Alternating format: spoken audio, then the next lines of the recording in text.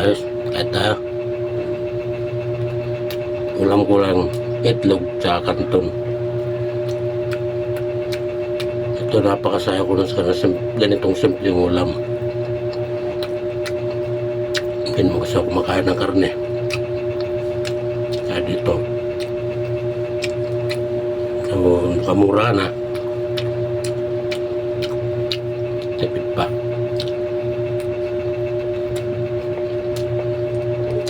Yung itlog, hindi pwede wala sa akin araw-araw. Kailangan talaga may itlog akong ulam. Dahil dito ako nasanay sa itlog na to. Sarap naman ng itlog eh. Ha? Kain tayo. Ay, mag-isa lang kumakain. Sinando ko na lahat ng kanin na sinaing ko na 2 takal.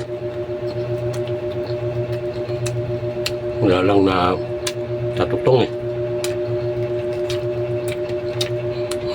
Pansit canton.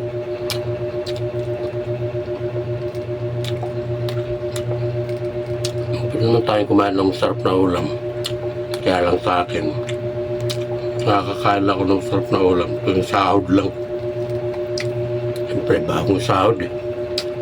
Pero medyo malayo pa sahod. Dito sa itlog canton muna. Yung itlog, lagi mo lang ng pampasarap, lagi mo magic sarap.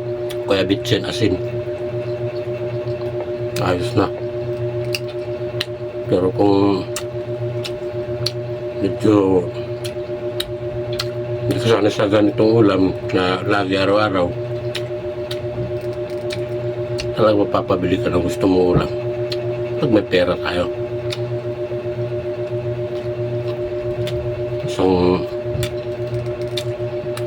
Isang sanduka lang ng kanin.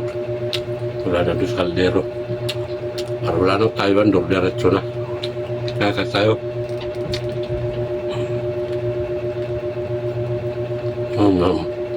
Natutong.